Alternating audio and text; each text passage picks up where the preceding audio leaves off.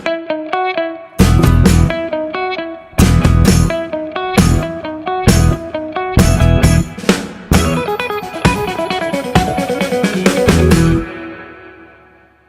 हमारा नाम आदर्श है और आप देख रहे हैं टीम टीवी। तो आज हमारे इस खास कार्यक्रम में सबसे पहले कुछ खबरों को विस्तार से जानेंगे और कुछ पर एक सनसनी निगाह डालेंगे। तो चलिए सबसे पहले खबरों को विस्तार से जानते हैं। पाकिस्तान के खिलाफ ऑपरेशन सिंदूर पर भारत के सांसद दुनिया को ब्रीफ करेंगे। केंद्र सरकार सभी दलों के चुनिंदा सांसदों को 22 या 23 मई से 10 दिन के लिए विदेश दौरे पर भेज रही है। सांसद अमेरिका, यूके, दक्षिण अफ्रीका, कतर और यूएई जाएंगे, जहां की सरकार को आतंकवाद पर भारत का पक्ष बताएंगे। न्यूज एजेंसी पीटीआई ने सूत्रों के हवाले से बताया कि विदेश दौरे पर जाने वाले सांसदों की संख्या अभी पता नहीं चला है। हालांकि कुछ नेताओं ने बताया कि सांसदों की संख्या 30 से ज्यादा हो सकती है। इनमें Bhajpa, Congress, TMC, JDU, DMK, NCP, SP, BJD, CPIM के सांसदों के शामिल होने की संभावना है। भाजपा की तरफ से पूर्व केंद्रीय मंत्री अनुराग ठाकुर और सांसद अपराजिता सारंगी डेलीगेशन का हिस्सा होंगे। कांग्रेस से शशि थरूर, मनीष तिवारी, सलमान खुर्शीद और अमर सिंह शामिल होंगे। एनसीपी, एसपी की सुप्रिया सूले और एआईएमआईएम चीफ असदुद्दीन ओवैसी का नाम भी सामने आया है। विदेश मंत्रालय सांसदों को डिप्लोमेटिक मिशन के लिए रवाना होने से पहले जानकारी देगा। एक पार्टी के नेता ने अपना नाम उजागर न करते हुए पीटीआई को बताया कि उन्हें 22 से 23 मई तक 10 दिनों के लिए रवाना होने के लिए तैयार रहने को कहा गया है। विदेश मंत्रालय यात्रा से जुड़े डिटेल्स शेयर करने के लिए उनसे संपर्क करेगा। वहीं मीडिया रिपोर्ट्स में सूत्रों की तरफ से बताया जा रहा है कि डेलीगेशन में 5 से 6 सांसदों के 8 ग्रुप्स होंगे। सांसदों के साथ विदेश मंत्रालय का एक अधिकारी और एक सरकारी प्रतिनिधि भी जाएंगे। संसदीय कार्य मंत्री किरण रिजिजू सांसदों का विदेश दौरा कोऑर्डिनेट कर रहे हैं। सांसदों को निमंत्रण भेजा जा चुका है। उन्हें अपना पासपोर्ट और ट्रेवल से जुड़ी जरूरी डॉक्यूमेंट्स तैयार रखने की भी सलाह दी गई है। रक्षा मंत्री राजनाथ सिंह ने कहा कि ऑपरेशन सिंदूर अभी खत्म नहीं हुआ है, ये तो बस ट्रेलर है। समय आएगा तो पूरी पिक्चर दुनिया को दिखाएंगे। ऑपरेशन सिंदूर की सफलता के बाद राजनाथ सिंह शुक्रवार को पहली बार गुजरात के भुज एयरपोर्ट स्टेशन पहुंचे थे। जवानों को संबोधित करते हुए उन्होंने कहा कि हमने वर्तमान सीज़फायर में पाकिस्तान को बिहेवियर के आधार पर पोजीशन पर रखा है। बिहेवियर में गड़बड़ी आएगी तो सख्त कार्रवाई की जाएगी। उन्होंने कहा, ब्रह्मोस मिसाइल की ताकत को पाकिस्तान ने स्वीकार कर लिया है। एक कहावत मशहूर है, दिन में तारे दिखाना।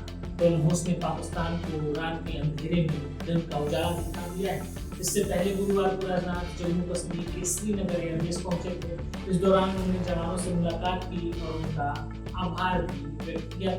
मध्य प्रदेश के मंत्री विजय शाह के बाद डिप्टी सीएम जगदीश देवड़ा ने ऑपरेशन सिंदूर को लेकर विवादित बयान दिया है। देवड़ा ने शुक्रवार को जबलपुर में कहा, प्रधानमंत्री जी को धन्यवाद देना चाहेंगे और पूरे देश की वो सेना, वो सैनिक उनके चरणों में नतमस्तक है।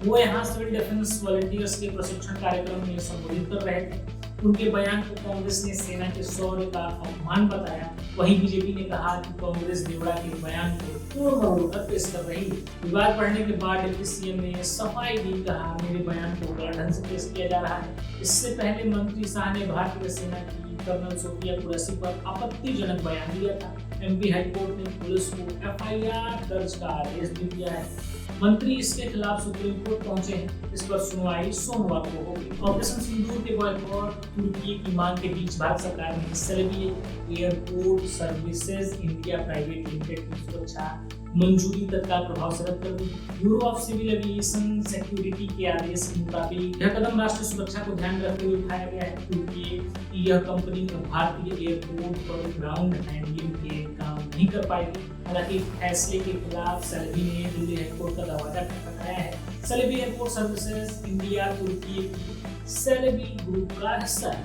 यह मुंबई, दिल्ली, कोच्चि, कन्नूर, बेंगलुरु, हैदराबाद, गोवा, अहमदाबाद व चेन्नई जैसे 9 प्रमुख हवाई अड्डों पर सेवाएं देती है। इधर अडानी एयरपोर्ट हैंडलिंग लिमिटेड ने चीनी कंपनी ड्रैगन पास के साथ करार समाप्त कर दिया है।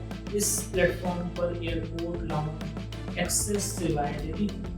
कंपनी के प्रवक्ता ने पुष्टि की है कि ड्रैगन पास के ग्राहकों को अब अडानी ओर से प्रबंधित एयरपोर्ट पर लाउंज तक पहुंच नहीं मिलेगी ऑपरेशन सिंदूर के दौरान पाकिस्तान की मदद करने को लेकर भारत में इस समय अजरबैजान, चीन और तुर्की की कंपनी और सामानों का विरोध हो रहा है। विस्तार से खबरों को जानने के बाद आइए अब कुछ खबरों को फटाफट जान लेते हैं। बात पहले राजनीति से शुरू करते हैं। आज भी दलित दूल्हों को घोड़ी पर चढ़ने का मौका नहीं दिया जाता। जातिगत जनगणना को लेकर चिराग पासवान, यूपी में एक ही छत के नीचे पढ़ेंगे सामान्य और दिव्यांग बच्चे। सिंधु जल संधि को लेकर आपस में भिड़े उमर अब्दुल्ला व महबूबा मुफ्ती, एक्स पर हुई बहस। महिला डांसर संग अश्लील हरकतें करने वाले नेता पवन सिंह का एक और डांसर संग वीडियो आया सामने। पाक को IMF से मिली आर्थिक मदद का ज्यादातर हिस्सा टेरर फंडिंग में जाएगा। राजनाथ सिंह, बंगाल में ग्रुप C व D के निकाले गए कर्मचारियों को हर महीने मिलेगा 25,000 तक का भत्ता। बीजेपी में ही उठी मंत्री विजय शाह के इस्तीफे की मांग। युवा भारती बोली, इन्होंने देशवासियों को लज्जित किया है। ऑपरेशन सिंदूर को खत्म होने दें, फिर सांसद का विशेष सत्र बुलाने की मांग करें। विपक्ष से बीजेपी। खुश हूं कि सेना ने ऑपरेशन सिंदूर के दौरान कसाब के ट्रेनिंग सेंटर को नष्ट किया है। फडणवीस, ऑपरेशन सिंदूर का राजनीतिकरण कर रही है बीजेपी। कांग्रेस नेता जयराम रमेश। अब आइए कुछ अंतर्राष्ट्रीय खबरों को भी जान लेते हैं। बलोच नेता ने स्वतंत्रता आंदोलन से भारत से मांगी मदद, कहा पाक का कंट्रोल क्वेटा तक है। जब तक मैं और पुतिन साथ नहीं बैठेंगे तब तक हल नहीं निकलेगा। रूस यूक्रेन युद्ध पर डोनाल्ड ट्रंप। अमेरिका ने ईरान को दिया न्यूक्लियर डील का प्रस्ताव। डोनाल्ड ट्रंप ने की इसकी पुष्टि। थरूर को सरकार दे रही है अहम जिम्मेदारी। आतंकवाद के खिलाफ जुटाएंगे वैश्विक समर्थन। कानपुर विश्वविद्यालय ने तुर्की के इस्तांबुल विश्वविद्यालय के साथ समझौता किया समाप्त। अब आइए कुछ स्पोर्ट्स की खबरों को भी जान लेते हैं। हर्षदीप ने कहा, टेक्निकली विराट कोहली से बेहतर खिलाड़ी हैं रोहित शर्मा। मुंबई के वानखेड़े स्टेडियम में हुआ रोहित शर्मा स्टैंड का अनावरण। अपने नाम पर स्टैंड के अनावरण पर रोहित ने प्रतिक्रिया देते हुए कहा, मैंने कभी सपने में भी नहीं सोचा था कि वानखेड़े में ऐसा होगा। IPL 2025 में भाग लेने के लिए मुस्तफिजुर रहमान को मिली NOC। मैं कीवी हूँ लेकिन मेरे दिल में भारत बसता है। न्यूजीलैंड के क्रिकेटर एजाज पटेल। तो हमारे इस खास कार्यक्रम में अभी के लिए फिलहाल इतना ही। खबरों से जुड़े रहने के लिए जुड़े रहिए हमारे चैनल के साथ। वीडियो को लाइक करिए, चैनल को सब्सक्राइब करिए और कमेंट बॉक्स में अपना सुझाव देना ना भूलिए। धन्यवाद।